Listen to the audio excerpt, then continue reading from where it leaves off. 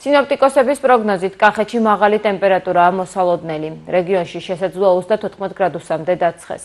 ექიმების განმარტებით ეს პერიოდი განსაკუთრებით საყურადღებო ქრონიკული დაავადებების მქონე პაციენტებისა და პატარებისთვის არის.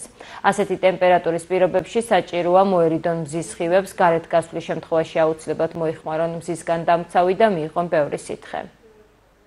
მართულებები შეიძლება თან ახლდეს ცხელ დღეებს, ზაფხულის ცხელ დღეებს, უპირატესად უფრო მცირეწყლოვანი ასაკის ბავშვებისთვის და ასევე პირიქით ხანში შესული ასაკის მოსახლეობისთვის, რომლებსაც გარკვეული ქრონიკული დაავადებები აქვთ, მაგალითად როგორიც არის არტერიული ჰიპერტენზია და ასე შემდეგ.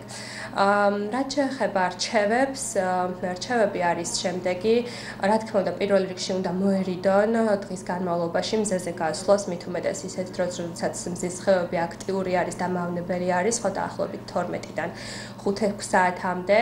აუცილებლობის შემთხვევაში უნდა ჩაიცვან ისეთი ტანისამოსი, რომელიც ფარავს, ძირითადად კანს, ოღონდ უნდა იყოს აუცილებლად ღია ფერის და არახელოვნური, ანუ ბუნებრივი მასალა, რომ ასე ვთქვათ, ჰაერის მოძრაობა არ შეიზღუდოს და არ გადახურდეს ორგანიზმი.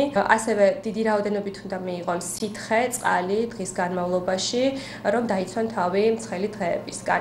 ასევე გასვლის დროს აუცილებელი არის მზის დამცავის ხმარება, კრემის, რომელიც იცავს, ვთქვათ, იმ ღია ნაწილებზე უნდა წაისვან, რომლებიც, ვთქვათ, სახე იქნება ეს თუ ხელები და ასე შემდეგ, რომელიც არ იქნება ტანისამოსისგან დაფარული და ქუდი ჩვეულებრივი, რომ ისე გადახურება ავირიდეთ თავიდან.